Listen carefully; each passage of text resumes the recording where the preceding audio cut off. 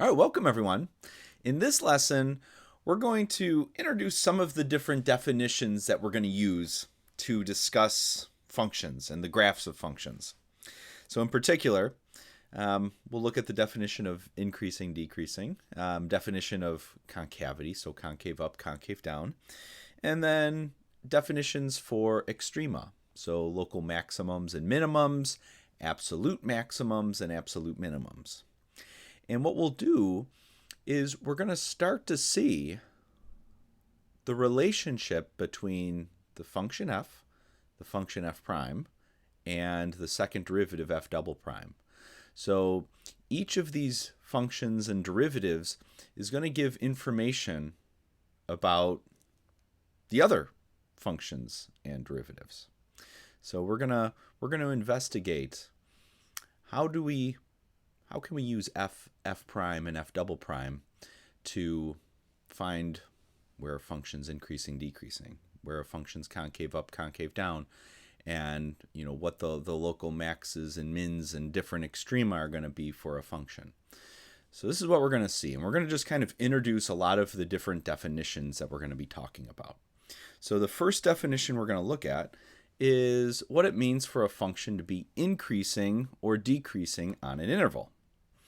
And so there's the kind of the inequality definition, but kind of intuitively, a function f is increasing on an interval if, when we look at its graph, the graph continuously rises as we read from left to right.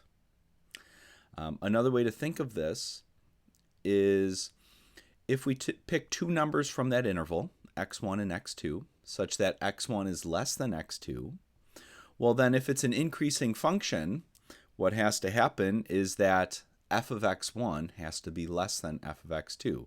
So going from left to right, the function value goes up. So graphically though, what does an increasing function look like? Well, if it's increasing on an interval, as we read from left to right, it has to be moving up. So this is just an example of what an increasing function might look like. As we read from left to right, the graph goes up. Decreasing, just what you would expect. As you read from left to right, the graph of our function continuously falls on that interval. So an example might be something that looks like this. As we read from left to right, what's happening? The graph of our function is moving down. So, but there's also an inequality for decreasing as well. So again, if we pick two numbers from that interval, x1 and x2, such that x1 is less than x2, what happens with a decreasing function is that the value on the left is going to be larger than the value on the right. So f of x1 is going to be greater than f of x2. So this is what it means to be decreasing or increasing on an interval. So let's take a look at just a few examples here, just to see, well, what's going on at a particular x value. So we're going to determine in this little example, determine if the graphs are increasing, decreasing, or neither at x equals c. And we have these graphs, and we've plotted a few particular points on each of these, and we're going to investigate what's going on. So first of all, in this first graph, what's happening at x equals c? Well, here we see the graph is increasing.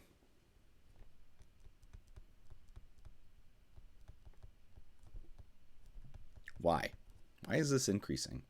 Well, if we look at an interval surrounding x equals c, the graph is moving up.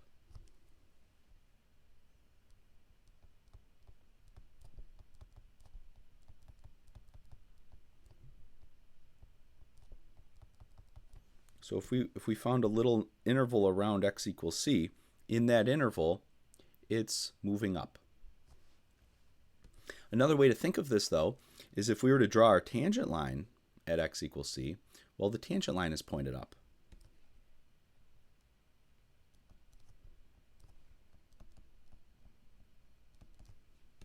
So our tangent line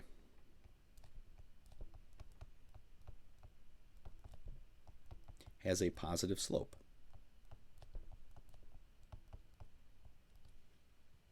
All right, what about over here? Let's look at the last one. We'll come back to this middle one.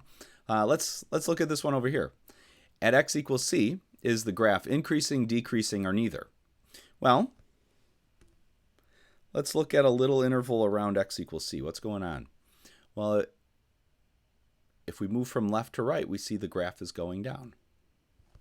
So it's decreasing.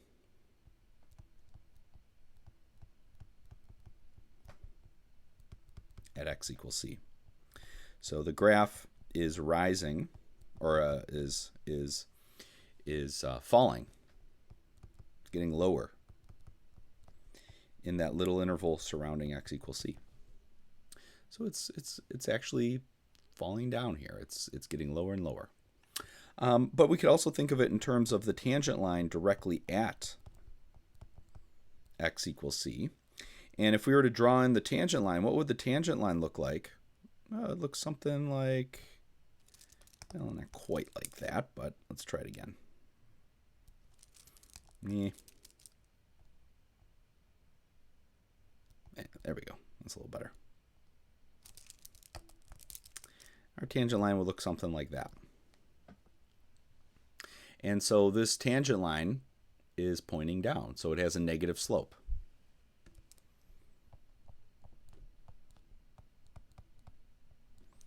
So where our graph is increasing, our tangent line has a positive slope. Where it's decreasing, our tangent line has a negative slope. What's going on over here? And if we look in an interval around this point, there's two things that are happening. If we look at just the left side over here, just to the left of that point, the graph is decreasing. So the graph is falling down. If we look at just the other side, over here it's increasing. So what we see here is that on one side of this point, the graph is decreasing. On the other side, it's increasing. And so what happens is that we have neither. It's not increasing or decreasing at x equals c. So what's actually happening is at x equals c, it switches. The graph switches from decreasing to increasing.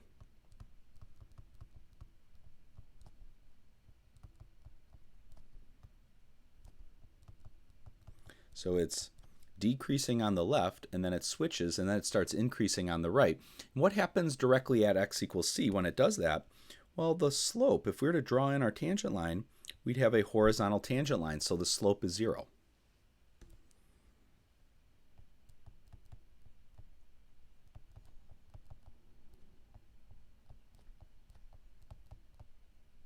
So when our tangent line is pointing up, it has positive slope. When our tangent line is pointing down, it has a negative slope. And when our tangent line is flat, horizontal, it has 0 slope. And so what we're seeing here is that really it's neither increasing or decreasing at x equals c, because it's actually switching. It's in the process of switching. So it's decreasing on one side, and then it's switching to increasing on the other side. All right. So this is kind of a something special is going on here, and that's what we're going to look at next.